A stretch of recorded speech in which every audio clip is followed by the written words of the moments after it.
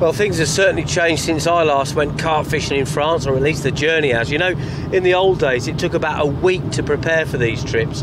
I'd be cooking bait, air drying boilies, and then I'd cram everything into the vehicle at the last minute and get lost on the periphery in Paris on my way to the lake. But it ain't like that anymore, because this morning I was picked up at about 11 o'clock from my house, put into this wonderful air-conditioned people carrier. I spent most of the journey on the way down watching DVDs, and the amount of preparation I've done has been virtually zero. They've set up a bivvy at the other end, they've got a bed chair there, and they've even supplied all the bait. So all I've had to do is literally load my rods into the people carrier along with a few essential bits and pieces, and we're ready to go. We're taking the ferry from Dover to Calais, where we'll continue our journey to a lake near to Le Mans. Apparently it's absolutely packed with carp, and you know, I haven't been carp fishing in France for about 5 years, so I'm really looking forward to this trip, and I've got to say it's been brilliant so far.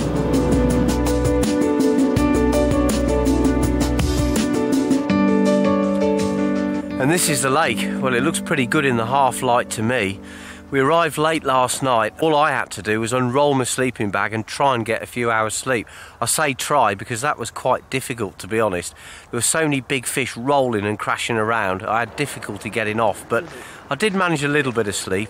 And here I am waiting basically for it to get light, because each swim's got markers in it and the lads keep the markers baited up, so that's an obvious area to fish to. And I can't really start fishing until I can see those markers, but I'll tell you what, I'm really excited. I haven't fished in France for years and I can't wait to get going.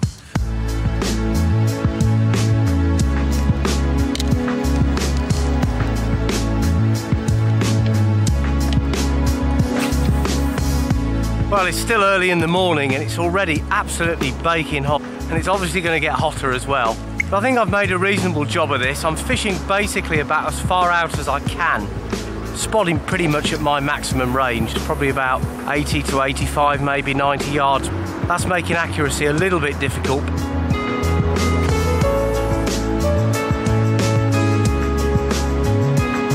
I've got a nice bed of bait out by the marker now, good bed of pellets, quite a scattering of these dynamite halibut pellet boilies. So I've got 2 rods over on the marker out there, which is in about 4 or 5 feet of water. And then over to my left there's a big channel, but I think that's more of an opportunist rod, just trying to catch fish coming in and out of the channel. And with that, it's taken me probably about a couple of hours to get these traps set, but I'm pretty happy that I've got a nice bed of bait there. And whether we'll catch in the daytime, I'm not really sure. It is very hot and it's going to get hotter. Maybe it'll be this evening, but you never know.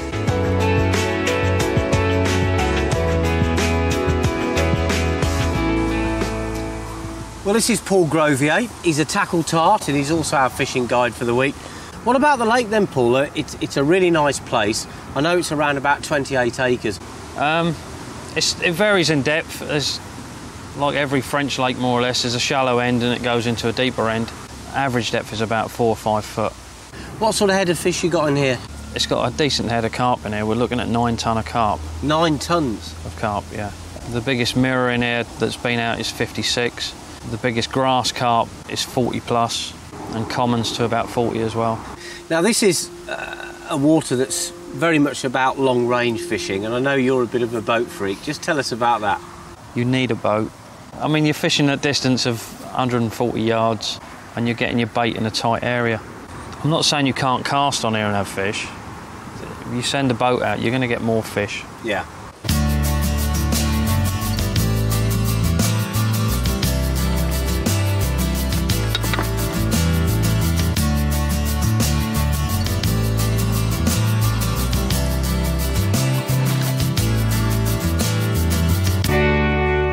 Well, here's the deal.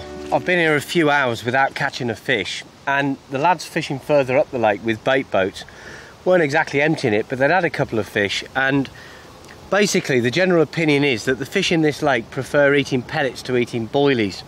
Now what they're doing with the boats is they're taking the baits out at range, but they're literally moulding a huge ball of pellets around a method feeder and then a further ball of pellets around the hook bait and dropping them off in the boat.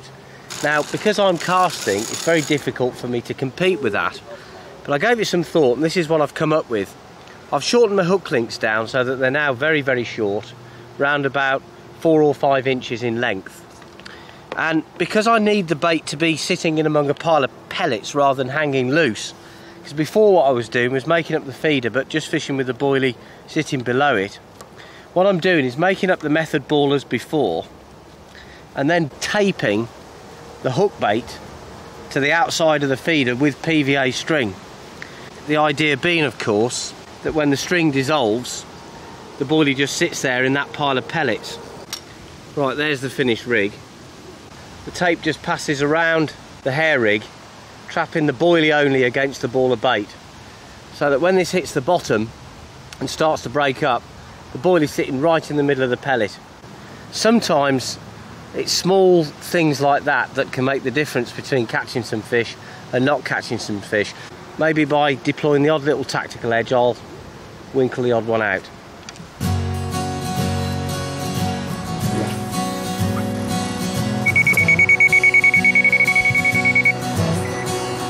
Well, that's a relief. My wizard wheeze worked. Literally within a minute of putting this rod out, I've had a run, so maybe there's something in it. Yeah! There you go. Beautiful fish. Nice, long, lean common. Well, that's not a bad start, that. I was beginning to worry that I was going to get a real bending off the lads with the old bait boat. Well, it definitely wasn't a one-off tactic. Right, let's get in the water and see if we can land this one. It's like another common carp, this. I can swear that this one's exactly the same fish as the first one. Well, this is a strong fish. Well, that one wasn't hanging about, sorry about that. And again. Look at this. Now this one's definitely been eating all the pies. That's quite a nice, substantial fish. Definitely getting up near to 20 pounds. If not, maybe just easing over. It's a hefty old lump. Got a big head on him. Real big mouth. You could get an orange in there. Very nice. That looks like another early bath for me. This carp thinks it's a pike. It's trying to tail walk. This is like free formation carp wrestling here. Well, Paul's playing a good fish here. He's had it on for, what, about 5 or 6 minutes now. And it hasn't shown itself. It's real slow progress, isn't it, getting it in? It's getting quite close now, mate, so I'll get him with a net, OK? Yeah. Fish is getting real close now, I can see it. You better get the whiskers out, mate. It's long, it's lean, it's shaped like a tadpole. Well, this is the fish that the French call silure. Siluris glannis, the Wells or European catfish, one of the slimiest fish in the lake, and I'm glad I'm not unhooking it. Well, no wonder it fought so hard. So you thought that was a really big carp, didn't you? But catfish do fight very hard, don't they? They're really tough customers, but they are deceptive. They always weigh heavier than they look. I reckon that's about 16, 17 pounds. What do you reckon? 22. You could be right. I always get catfish rates wrong. I'm useless with them. They're always heavier than I think they are.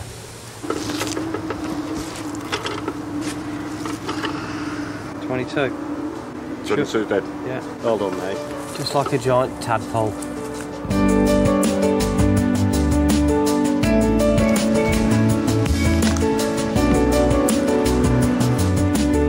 Shot right across the channel. The fish is running straight towards me at the moment. Beautiful looking common carp, really immaculate fish actually, this one. Well, for the hardcore fisherman, everything that you need really is here on site. But of course there are those among you who might want to bring the missus, and maybe she doesn't want to sleep in a bivvy. Well, if that's the case, there's a superb chateau about 15 minutes up the road, and it really is very, very nice. And as far as eating out's concerned, well, the local village has got plenty of restaurants and pubs, so couldn't be better, really.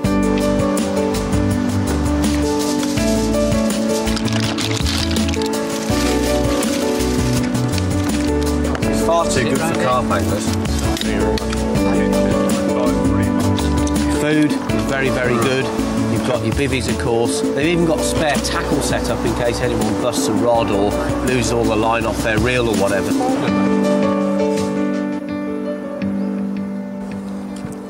Well, we're just getting ready for the evening now, and Spotted out a little bit more bait towards the marker. I'm now fishing out of the bay into open water, and I've just had an immediate take. I've only just finished spotting. It just goes to show that it doesn't put the fish off at all. Well, I don't think this is an especially big fish. I thought at first it might even be a bream, but now I think this is a grass carp. I'm pretty sure it is. Yeah, I've been after one of these actually, so I'm really pleased about that. I've never caught a really massive grass carp like some of the ones you find on the continent, but this looks like a reasonable one. Gotcha. Oh, that's good. Oh, it's really typical grass carp. It's gone nuts now I've got it in the edge. This is a fish that actually looks a little bit like a chub, which I'll show you in a moment, but it is a member of the carp family, and they were imported into lots of parts of Europe and brought into lakes to actually clean up things like algal growth and heavy weed growth in some lakes where you've got weed infestation. And it was thought initially that they wouldn't take anglers' baits, but as we've just proved, they certainly do. As I say, they don't like being captured. Really beautiful fish. Isn't it magnificent? Very, very pleased with that. Nice looking grass carp. Bit bigger than I thought. Lovely. Well, that's a really good end to a cracking first day, I reckon. Wonderful. Right, now, let's just bring her out. Well, actually, that fish has done really well. It's gone away, it's swimming strongly. It's swimming the wrong way into the bank, but I'll soon get it going the right way. There she goes. Go on. There you go.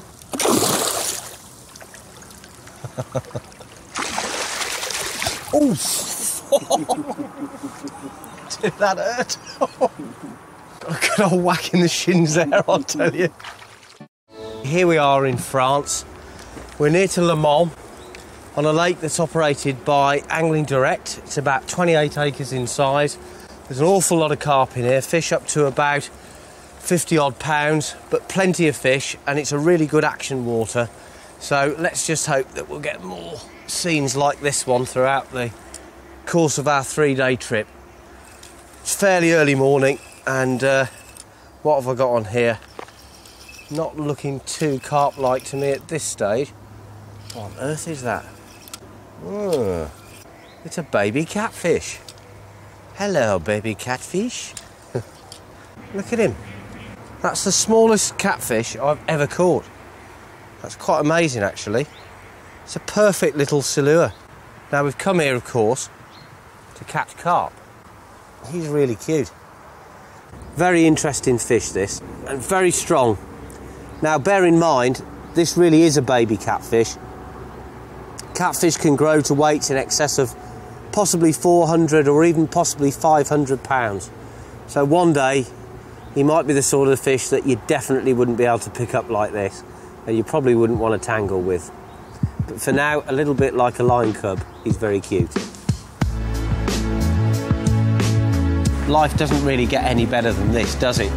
What an absolutely cracking day. The sun's shining, there's carp cruising around in the lake, and it really is beautiful. We've caught a lot of fish so far. I'd like to catch a big fish if I can, but if I don't, it doesn't matter. I'm having a brilliant time. It's just nice to be here. He's stuck in the mud. Beautiful fish, that is. Absolute corker. Just had the fish ground itself on a really shallow spot there. Another mirror carp. Well, this fish is like a lump of lead. This one feels like a decent fish. Very nice. Well, this one feels like a better fish. Look at this. Gorgeous carp from any water, that is. Well over 20 pounds. Feels like several lumps of lead, this one. Perfect condition. Fabulous carp. I've got another fish on here. It's really plodding very steadily. Feels like a nice fish, this one. It's got a big old head and shoulders on it. Well, that's a nice fish to end the day. Definitely the best one today anyway. Nice mirror carp. Bring this one out so we can have a closer look at it in the twilight. Oh, there she is. These French fish have got very humpy backs, so they're very deep, and it's very difficult to get them over the net. Oh, there you go. Cracking way to finish the day, that. Well, we've got one day of the trip left, and that's a really nice fish. We caught loads and loads of fish, so I think tomorrow our mission is to try and catch a real whacker. There's fish in this lake to over 50 pounds, believe it or not, so it's got quantity and it's got quality. And to be honest, I don't mind if I don't catch another fish, but if I get one run off a big one, that'll do me, that'd be nice.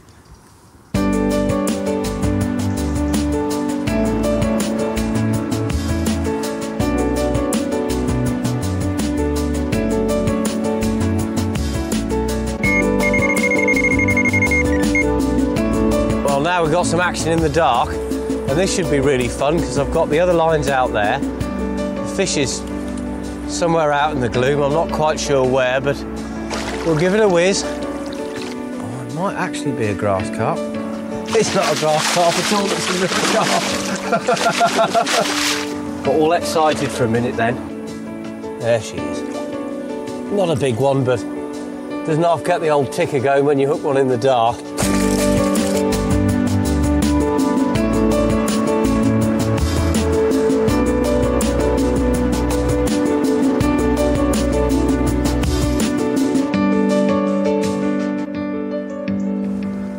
Here we are, morning of day 3, and been a bit lazy this morning. I haven't had the baits out very long, but we're still catching. I've got a fish on here that hooked quite a long way out, and it's just come ramping towards me. I thought it was a bream initially, and then I suddenly felt the weight of the fish and realised it isn't. I thought it was fighting strange. It reminded me of a tailing permit on the Florida Keys, and then I thought it looked like a shark. In actual fact, I think it's a sturgeon. There's a few of them in this lake. I've never actually caught a sturgeon before, and I'll be honest with you, I've never particularly wanted to because I think they're ugly blighters, but it should be interesting to have a look at it anyway. Now, this is a very, very prehistoric species of fish. It's almost shark-like, really, and they're very lively. There's several species of these things, they're not just one species, and in the sea, sturgeon of several hundred pounds are not uncommon. You can see the mouth actually protrudes out this way. It's got some barbules here, which I presume are used for probing around in the murky water.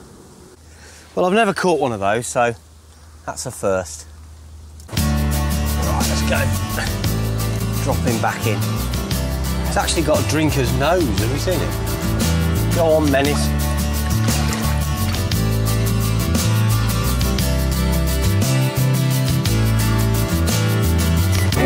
Well, things are getting really hectic now.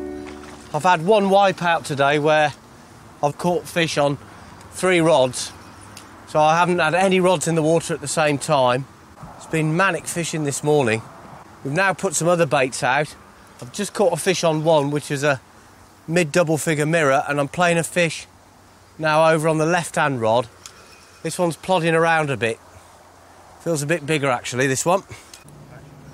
Well, I've got Paul to help me net this fish. I think if you get a really big fish on here, you definitely need help because of this shallow water. This fish is just dogging around. It's not far off the net now. Paul's going towards it now. Is he going to get it? Yes, well done, my son. Well, that's the sort of fish that people come to fish in France for, isn't it, eh? It's a proper big lump, that one. Well, I'll tell you what, Paul, that was a good hook hold, mate. That wasn't coming off. I think we might have to weigh this one, my boy.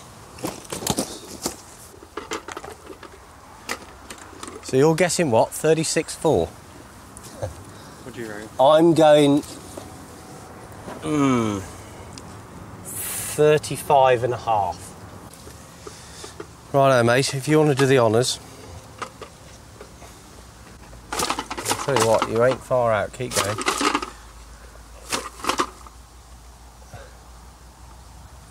Well, actually, I think I've got to take some credit because it's 35.10. Nice result, that. This is a classic French fish, this one. It's a proper, you hear about carp being called lumps. This one's a lump, isn't it?